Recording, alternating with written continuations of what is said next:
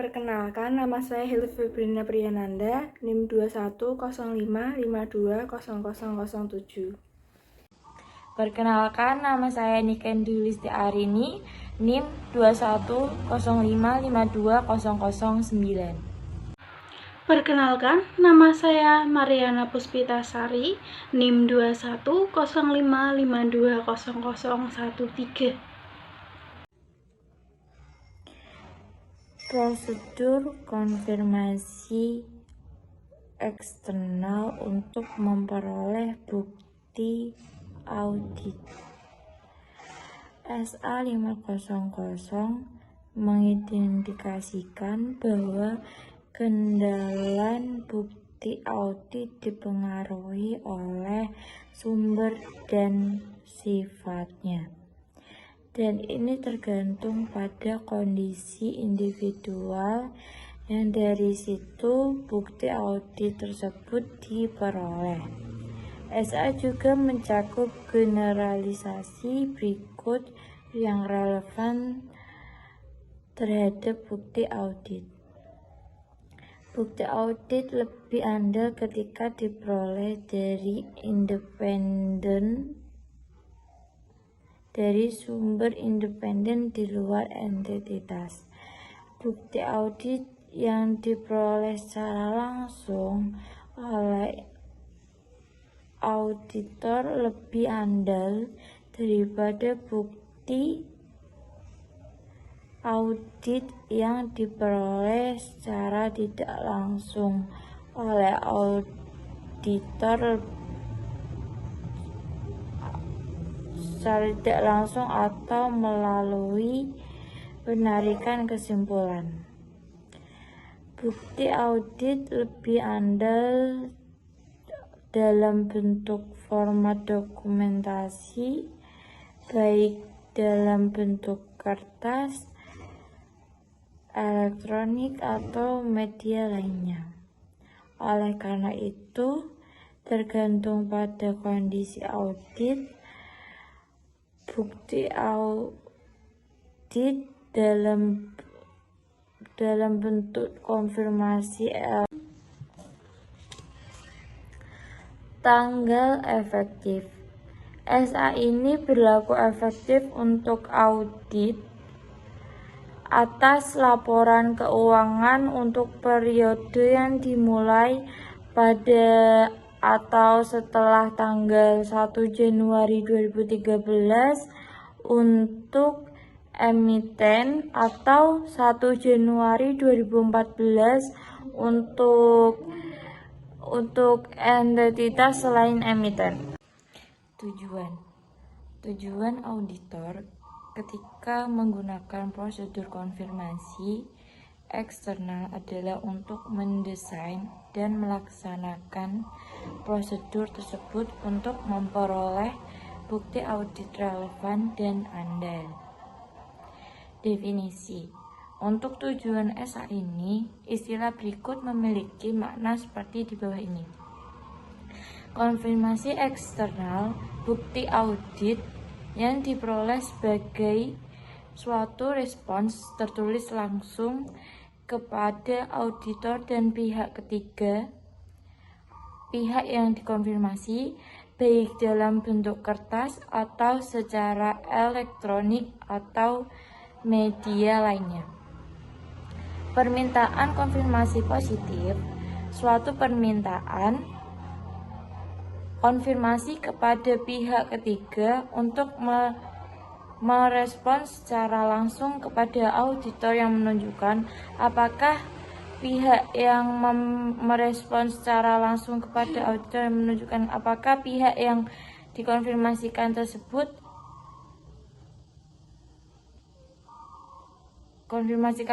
setuju atau tidak. Setuju dengan konfirmasi yang terdapat dalam permintaan konfirmasi atau menyediakan informasi yang diminta.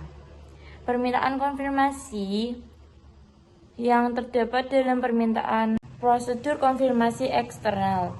Menggunakan prosedur konfirmasi eksternal, auditor harus tetap menjaga pengendalian atas permintaan konfirmasi eksternal termasuk menentukan informasi yang dikonfirmasikan atau yang diminta, memilih pihak yang tepat untuk dikonfirmasi, mendesain permintaan konfirmasi, termasuk menentukan apakah permintaan telah dialamatkan dengan tepat dan berisi informasi jawaban untuk dikirimkan secara langsung kepada auditor, dan mengirimkan permintaan termasuk permintaan tidak lanjut jika berlaku kepada pihak yang dikonfirmasi. Prosedur konfirmasi eksternal. Prosedur konfirmasi eksternal seringkali digunakan untuk mengkonfirmasi atau meminta informasi tentang saldo akun dan unsurnya. Konfirmasi dapat juga digunakan untuk mengkonfirmasi ketentuan dalam perjanjian, kontrak, atau transaksi antara entitas dengan pihak lain, atau untuk mengkonfirmasi tidak adanya kondisi tertentu seperti perjanjian tambahan. Ketika prosedur konfirmasi eksternal digunakan, auditor harus tetap menjaga pengendalian atas permintaan konfirmasi eksternal, termasuk menentukan informasi yang akan dikonfirmasi atau diminta, memilih pihak yang tepat untuk dikonfirmasi, respon atas permintaan konfirmasi merupakan bukti audit yang lebih relevan dan andal. Pengguna permintaan konfirmasi dikirimkan kepada pihak yang dikonfirmasi, yang diyakini oleh auditor mengetahui tentang informasi yang dikonfirmasi. Sebagai contoh, seorang personel institusi keuangan yang berpengetahuan tentang transaksi atau pengaturan yang kepadanya permintaan konfirmasi ditujukan merupakan orang yang paling tepat di institusi keuangan tersebut untuk diminta konfirmasi.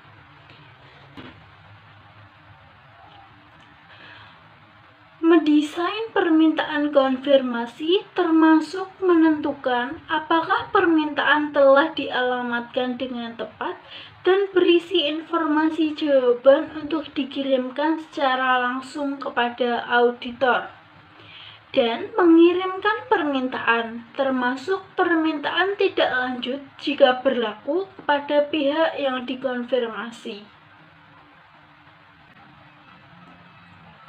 Format permintaan konfirmasi dapat secara langsung mempengaruhi tingkat respons konfirmasi, keandalan, dan sifat dari bukti yang diperoleh dari respons. Faktor yang dipertimbangkan pada saat mendesain permintaan konfirmasi mencakup yang pertama yaitu asersi yang ingin dituju, yang kedua risiko kesalahan penyajian material yang teridentifikasi spesifik termasuk resiko kecurangan. Kemudian yang ketiga adalah susunan dan penyajian permintaan konfirmasi. Yang ketiga, pengalaman sebelumnya tentang audit atau perikatan serupa. Yang kelima, metode komunikasi, sebagai contoh dalam bentuk kertas, elektronik, atau media lainnya.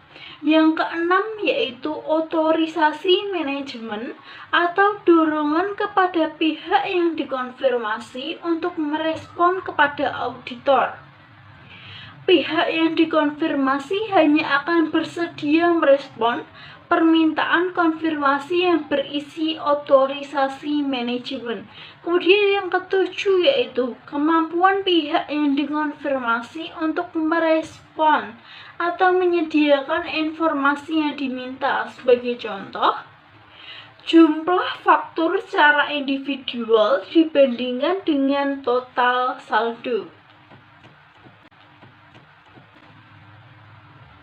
Selanjutnya, materi penolakan manajemen untuk mengizinkan auditor dalam mengirimkan permintaan konfirmasi.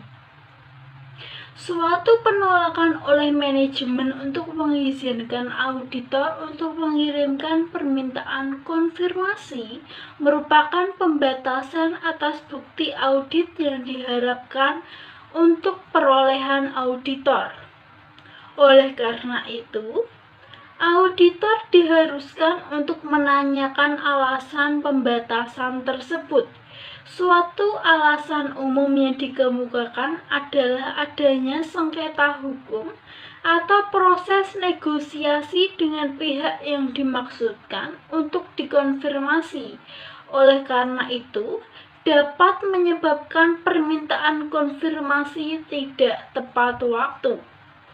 Auditor harus mencari bukti audit atas validitas dan kewajaran alasan tersebut karena risiko penolakan manajemen tersebut mungkin mengindikasi manajemen sedang mencoba untuk menolak akses auditor ke bukti audit yang dapat mengungkapkan kecurangan atau kesalahan. Jika manajemen menolak untuk mengizinkan auditor mengirimkan permintaan konfirmasi, maka auditor harus melakukan hal berikut. Yang pertama yaitu meminta keterangan tentang alasan manajemen untuk menolak dan mencari bukti audit tentang validitas dan memadainya alasan tersebut. Yang kedua yaitu mengevaluasi implikasi penolakan manajemen atas penilaian auditor terhadap risiko kesalahan penyajian material yang relevan, termasuk risiko kecurangan, risiko sifat, dan saat luas prosedur audit lain lanjutan. Yang ketiga yaitu melaksanakan prosedur audit alternatif yang didesain untuk memperoleh bukti audit yang relevan dan handal.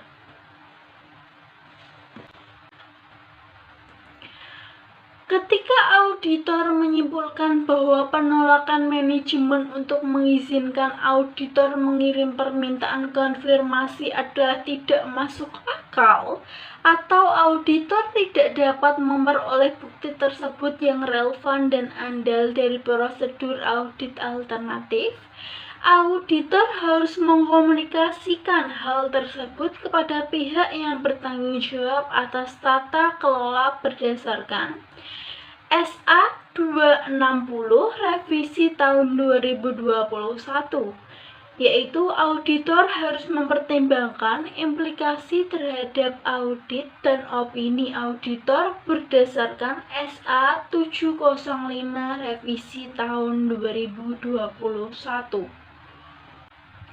Hasil prosedur konfirmasi eksternal. SA 500 menunjukkan bahwa meskipun pengguna bukti audit diperoleh dari berbagai sumber eksternal entitas, keadaan mungkin tidak ada yang berdampak pada keandalannya. Semua respon konfirmasi membawa beberapa resiko dari interupsi, perubahan, atau kecurangan. Resiko tersebut ada terlepas apakah balasan diperoleh dalam bentuk kertas, elektronik, atau media lainnya. Faktor yang mungkin menunjukkan keraguan atas keandalan respon mencakup: yang pertama yaitu diterima oleh auditor secara tidak langsung atau tidak berasal dari pihak yang aslinya dimasukkan untuk dikonfirmasi. SA 500 revisi tahun 2021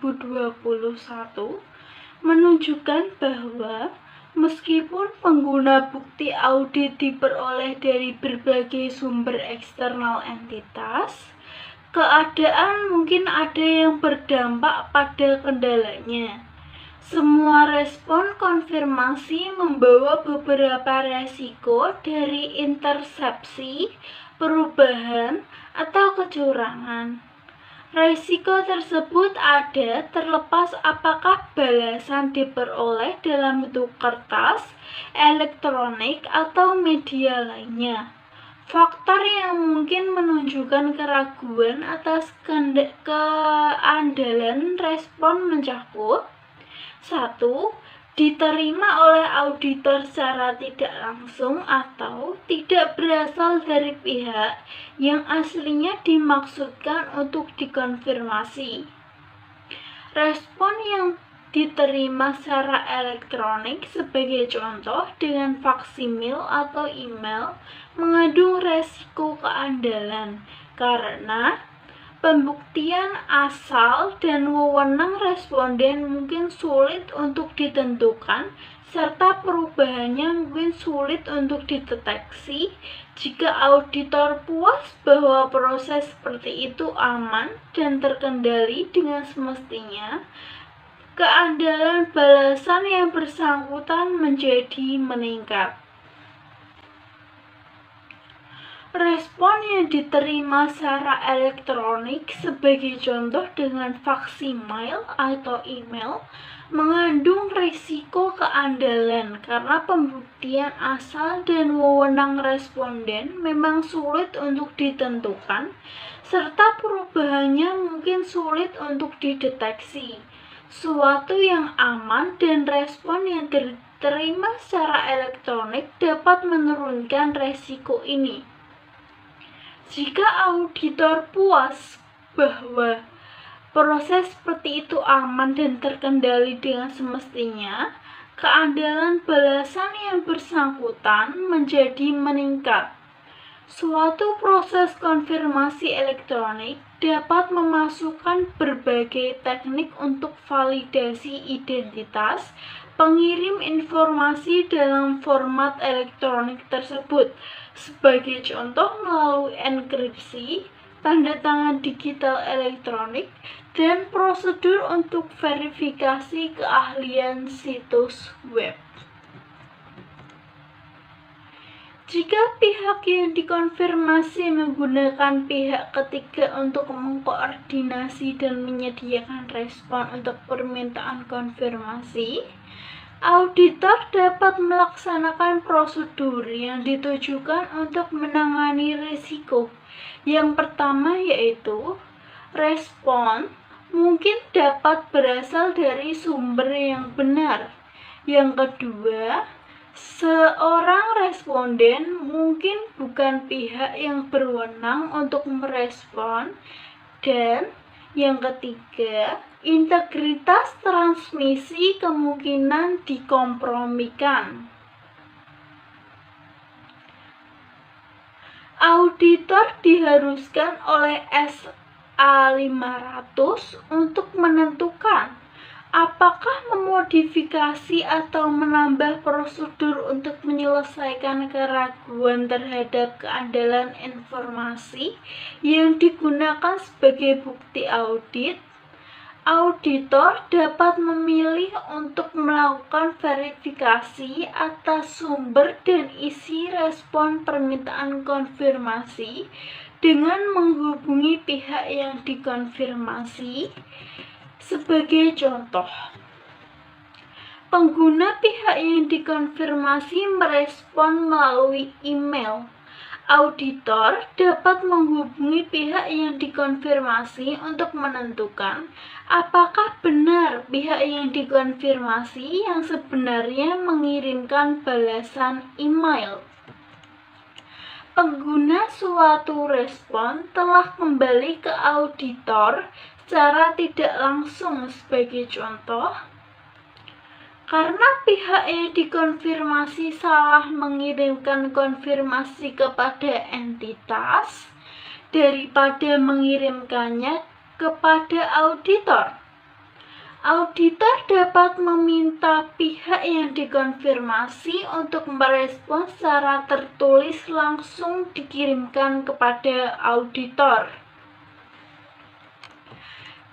Dengan sendirinya, suatu respon lisan terhadap suatu permintaan konfirmasi tidak memenuhi definisi sebagai konfirmasi eksternal karena bukan merupakan respon tertulis secara langsung kepada auditor.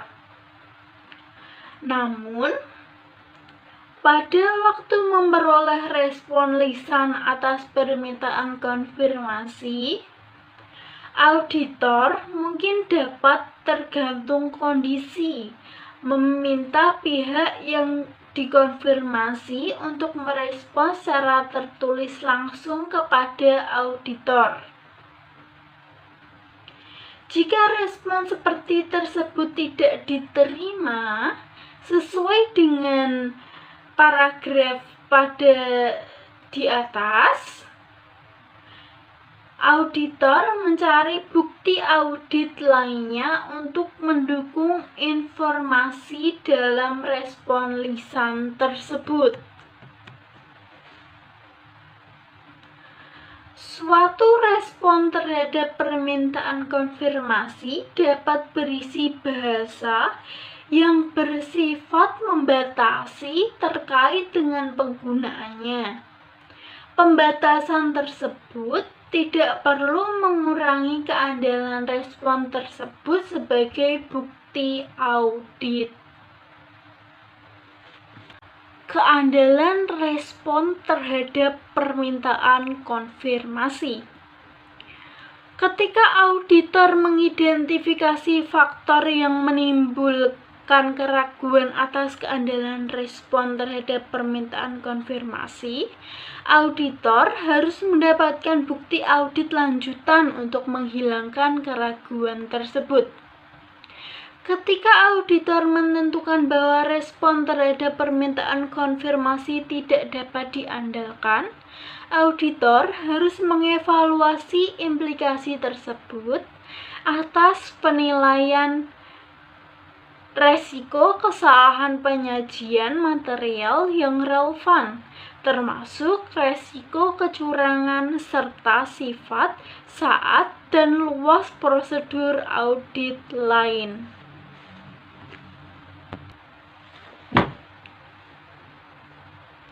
Respon yang tidak dapat diandalkan. Pengguna auditor menyimpulkan bahwa suatu respon tidak dapat diandalkan. Auditor mungkin perlu untuk merevisi penentuan risiko kesalahan penyajian material pada tingkat asersi dan memodifikasi prosedur audit yang direncanakan sesuai dengan SA 315.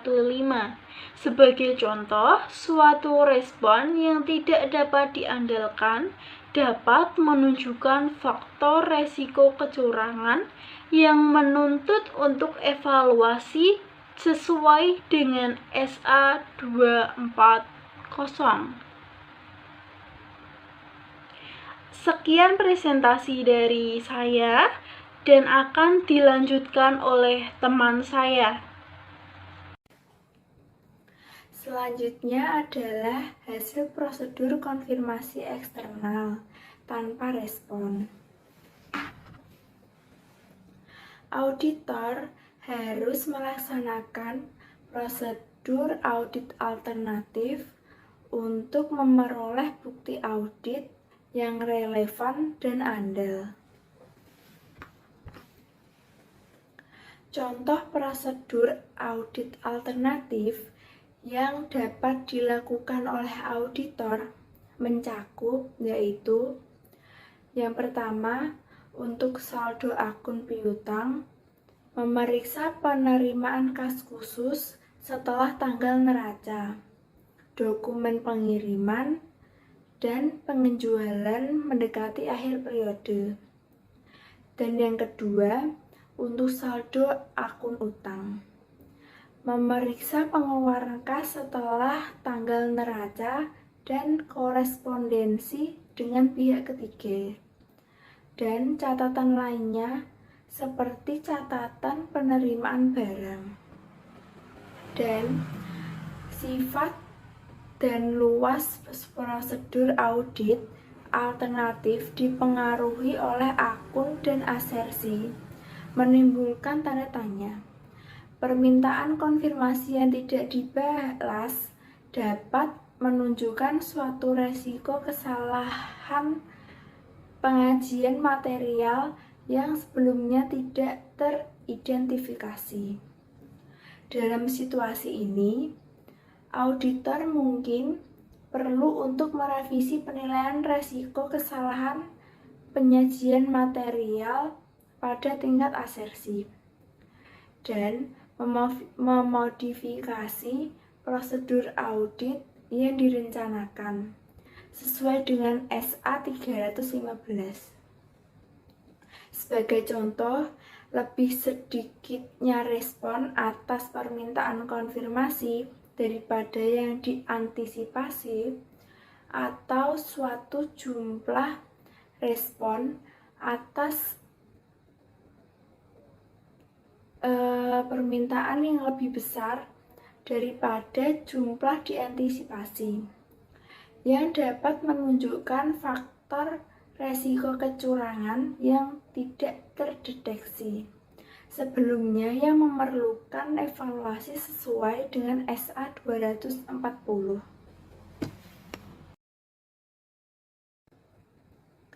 Berikutnya adalah pengguna respon terhadap konfirmasi positif diperlukan untuk memperoleh bukti audit yang cukup dan tepat.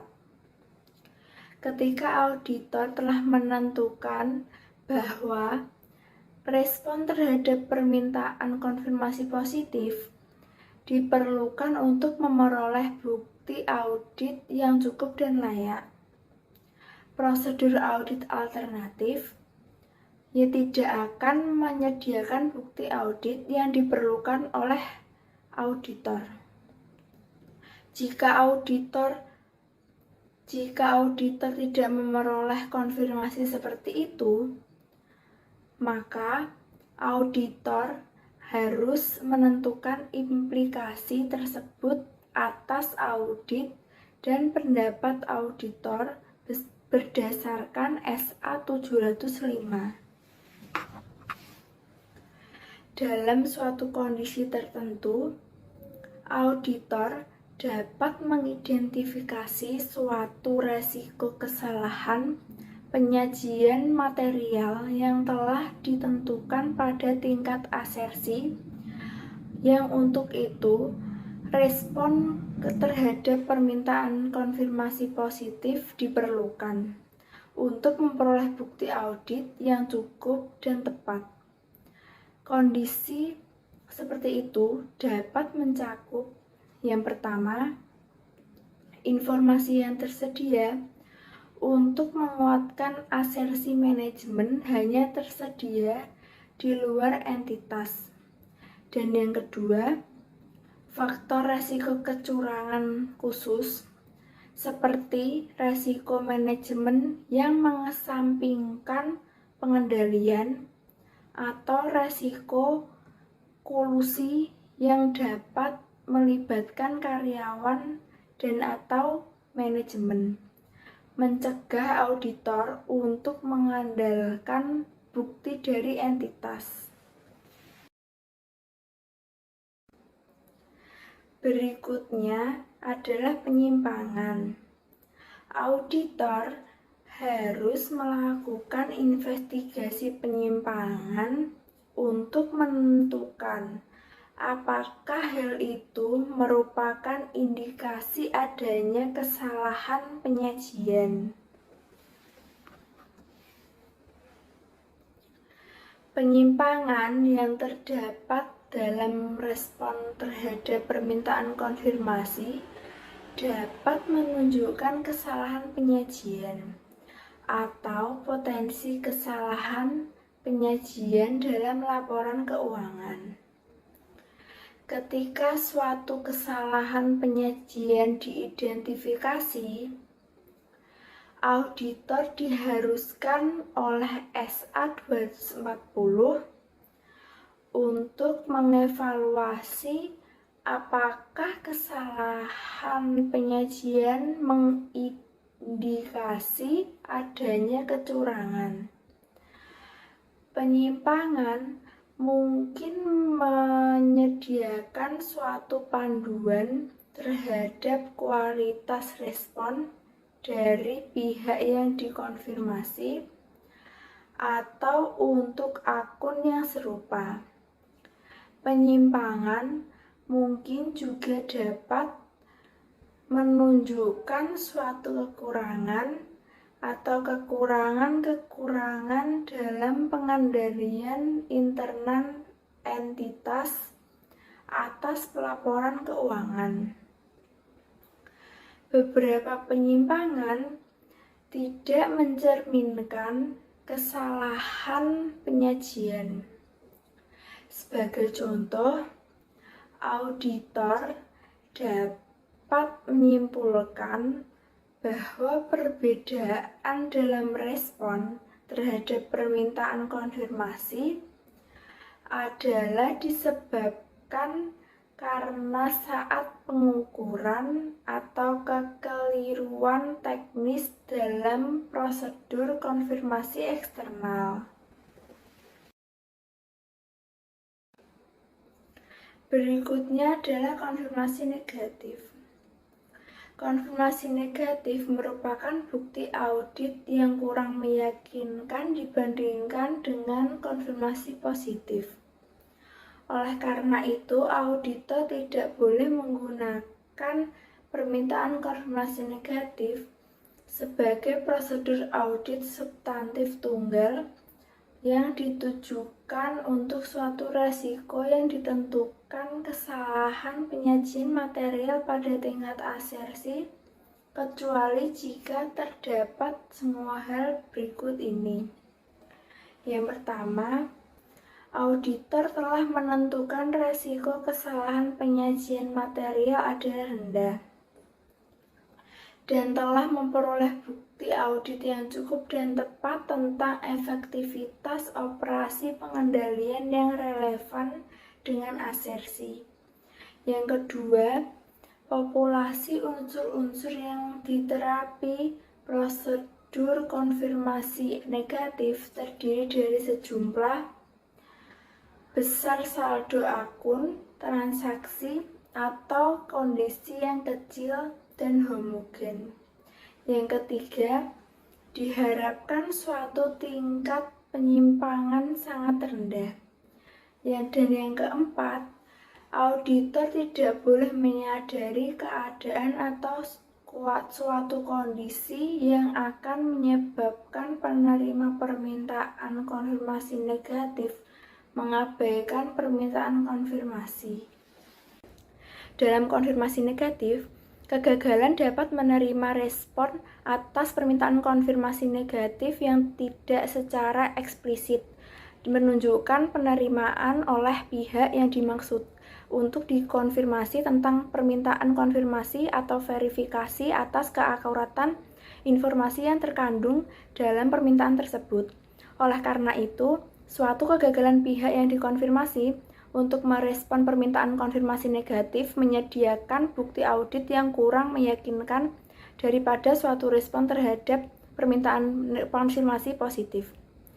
Kemungkinan besar pihak yang dikonfirmasi juga merespon ketidaksetujuan mereka atas permintaan konfirmasi pengguna informasi dalam permintaan tidak sesuai dengan keinginan mereka. Dan kecil kemungkinan untuk merespon dengan informasi yang sebaliknya. Sebagai contoh adalah pemilik rekening bank kemungkinan besar lebih merespon pengguna mereka yakin bahwa saldo pada akun mereka tercatat lebih kecil daripada yang tercantum dalam permintaan konfirmasi. Namun, kemungkinan lebih kecil merespon pengguna mereka yakin saldo akun mereka tercatat lebih besar.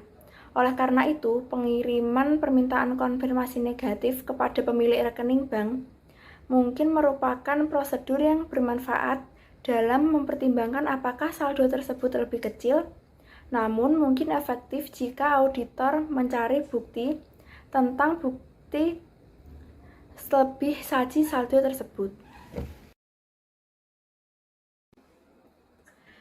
Selanjutnya adalah pengevaluasian atas bukti yang diperoleh. Auditor harus mengevaluasi apakah hasil prosedur konfirmasi eksternal merupakan bukti audit yang relevan dan andal, atau apakah bukti audit lanjutan diperlukan. Pada waktu mengevaluasi hasil permintaan konfirmasi eksternal secara individual, auditor dapat menggolongkan hasil konfirmasi tersebut sebagai berikut. Yang pertama, suatu respon dari pihak tepat yang dikonfirmasi menunjukkan persetujuan dengan informasi yang disediakan dalam permintaan konfirmasi atau menunjukkan informasi yang diminta tanpa adanya penyimpangan. Yang kedua, suatu respon yang dianggap tidak dapat diandalkan. Dan yang ketiga, suatu permintaan konfirmasi yang tidak direspon. Yang keempat, suatu respon yang menunjukkan suatu penyimpangan. Pengevaluasian oleh auditor ketika dalam memperhitungkan prosedur audit lain yang mungkin dilakukan oleh auditor dapat membantu auditor dalam menyimpulkan apakah bukti audit yang cukup dan tepat telah diperoleh atau apakah bukti audit diperlukan seperti yang dituntut dalam SA 330.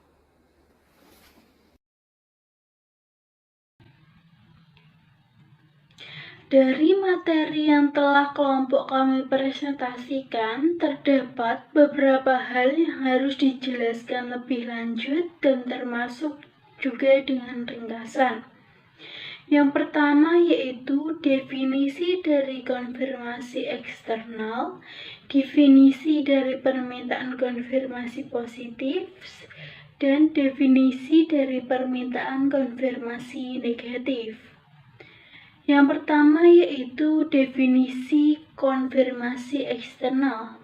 Konfirmasi eksternal adalah audit bukti yang diperoleh sebagai tanggapan tertulis langsung dari pihak ketiga di atas kertas atau bentuk dan elektronik atau media lainnya.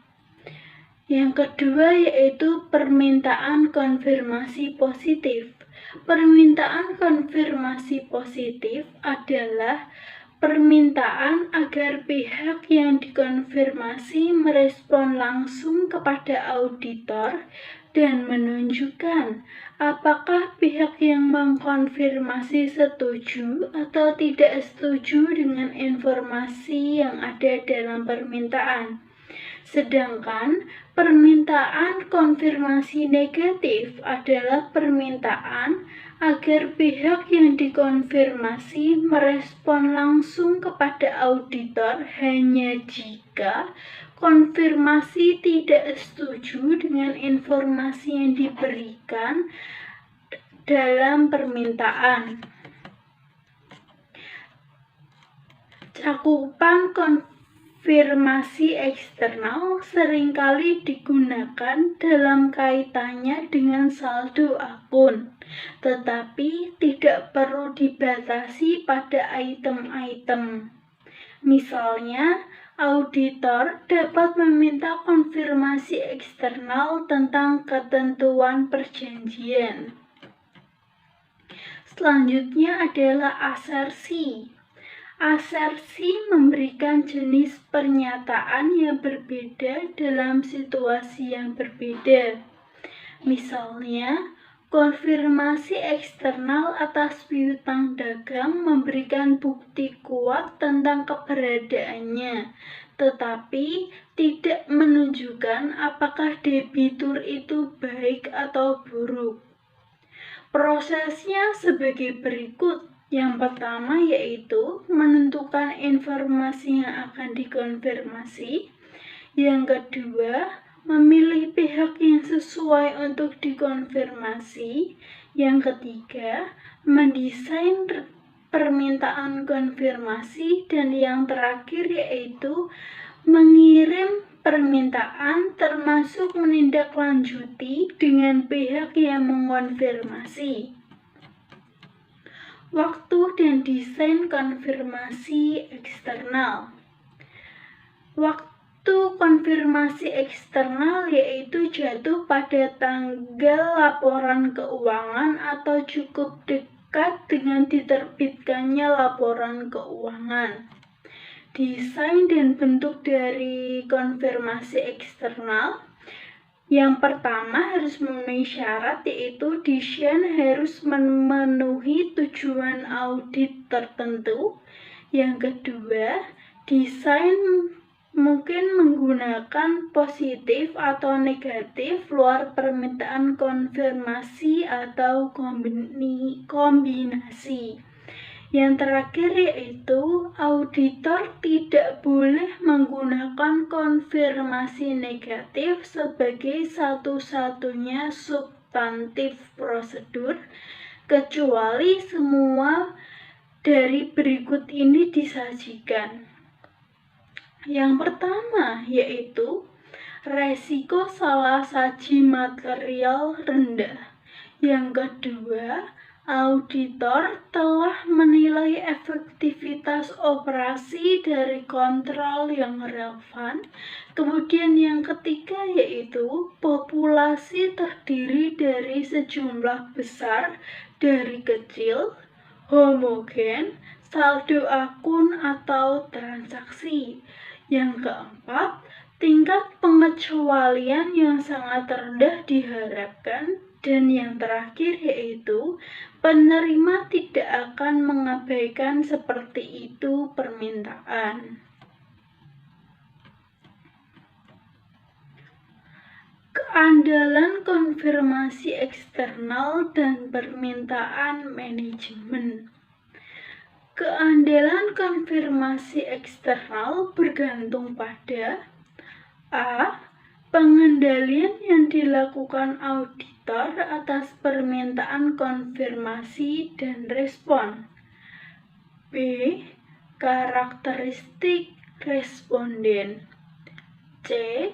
Setiap pembatasan termasuk dalam tanggapan atau diberlakukan oleh pengelolaan. Jika manajemen menolak untuk mengizinkan auditor untuk mengirimkan permintaan konfirmasi, auditor harus melakukan yang pertama yaitu menanyakan sebagai alasan manajemen atas penolakan tersebut.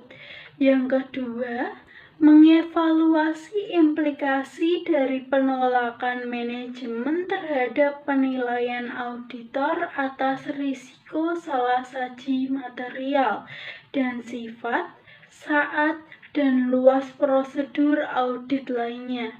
Dan yang terakhir yaitu melakukan prosedur audit alternatif jika prosedur alternatif lainnya ditolak. Terima kasih. Sekian presentasi dari kelompok 8. Jika ada kurangnya, kami minta maaf yang sebesar-besarnya. Terima kasih. Wassalamualaikum warahmatullahi wabarakatuh.